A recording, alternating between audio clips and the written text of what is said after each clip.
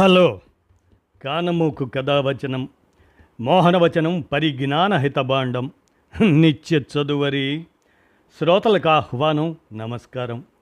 చదవదగునెవరు రాసిన తదుపరి చదివిన వెంటనే మరువక పలువురికి వినిపింపబూనిన అది ఏ పరిజ్ఞాన హితభాండమవు పో మహిళ మోహనవచనమై విరాజిల్లు.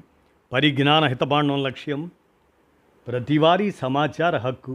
ఆస్ఫూర్తితోనే ఇప్పుడు శంకర్ నారాయణ విరచిత అంశంగా బలిచక్రవర్తి నైతికతలో బళిబళి అనేటువంటి అంశాన్ని మన కానమూకు కథావచన శ్రోతలకు అవగాహన నిమిత్తం వినిపిస్తాను, వినండి. బలిచక్రవర్తి నైతికతలో బళిబళి. ఇక వినండి. 100 మందిలో ఒక సూర్యుడు పుడతాడు, 1000 మందిలో ఒక పండితుడు ఉంటాడు, 1,00,000 మందిలో ఒక వక్త పుడతాడు. కానీ అంతమందిలోనూ ఒక దాత ఉంటాడో లేదో అన్నారు. దానానికి ఉన్న ప్రశస్తి అలాంటిది. దాతకున్న గొప్పదనం అది. దాన ధర్మాలు అంటారు. అంటే ధర్మం కన్నా ముందు దానం వినిపిస్తుంది. నిజానికి దానాన్ని మించిన ధర్మం లేదు. దాతలనగానే కర్ణుడు, శిబి, దదీచి, బలిచక్రవర్తి ఇలాంటి మహానుభావులు మన మనోనేత్రాల ముందు గోచరిస్తారు. వాళ్ళు చేసిన దానాలే వారిని అందరి మనసుల్లో ఇంతకాలం బతికించాయి, సృష్టి ఉన్నంతకాలం బతికిస్తాయి. అన్ని దానాల్లోకి అన్నదానం మిన్న అనే నానుడి అందరికీ తెలుసు. అయితే అన్నదానం ఒక్క పూట మాత్రమే కడుపు నింపుతుంది. ఎవరి జీవితాన్నైనా కాపాడే ప్రాణదానం అన్నదానం కన్నా నిస్సందేహంగా గొప్పది. ఇందులో దాతకు ముప్పు ఉండవచ్చు, లేకపోవచ్చు. కానీ బలిచక్రవర్తి విషయం వేరు.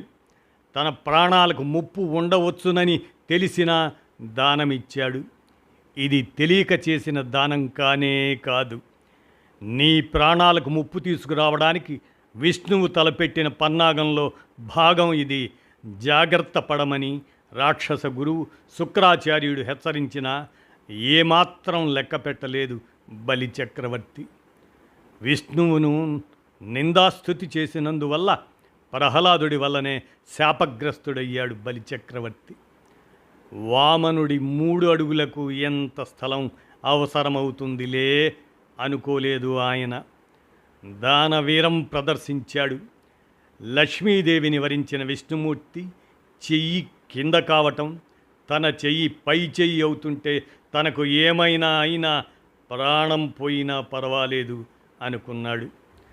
భాగవతంలో ఈ సందర్భంలో పోతన రాసిన ఆదిన్ శ్రీ సతి కొప్పుపై ఆ పద్యం భక్తులను, తెలుగు సాహితీ ప్రియులను పరవశింపజేస్తుంది. ఇంతింతై వటుడింతై అన్నట్టు విరాట్ రూపుడైన వామనుడు 1 అడుగుతో భూమండలాన్ని, 2వ అడుగుతో ఆకాశాన్ని ఆక్రమించి 3వ అడుగును ఎక్కడ పెట్టమంటావని బలిని అడుగుతాడు. ఆయన తన శిరస్సును చూపించగానే వామనుడు తన 3వ అడుగుతో బలిచక్రవర్తిని పాతాళలోకంకి తొక్కేస్తాడు. సుతలంలో బలిచక్రవర్తి నివాసం. విచిత్రమేమంటే విష్ణుమూర్తే బలిచక్రవర్తి నివాసానికి కాపలాదారు అవుతాడు. జయ విజయుల్లో ఒకడైన హిరణ్యకశిపుడికి మునిమనవడైన బలిచక్రవర్తి అతని నివాసానికి శ్రీ మహావిష్ణువే కాపలాదారు కావడం మహత్తర పౌరాణిక సత్యం.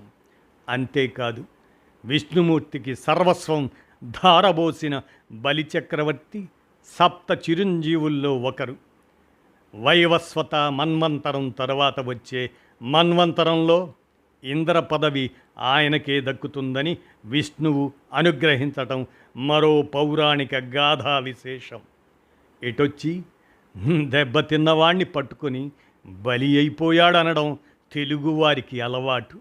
అలా తెలుగువారి నాలుకల మీద చిరస్థాయిగా నిలిచిపోయాడు. కానీ ఎవరైనా బలిచక్రవర్తిలాగా నైతికంగా పైకొస్తే అంతకన్నా అదృష్టం ఏముంటుంది అంటూ శంకరనారాయణ అందజేసిన ఈ అంశం బలిచక్రవర్తి నైతికతలో బళిబళి అనేటువంటి అంశాన్ని మన కానమోకు కథ వచ్చిన శ్రోతలకు మీ కానమోకు స్వరంలో అవగాహన నిమిత్తం వినిపించాను.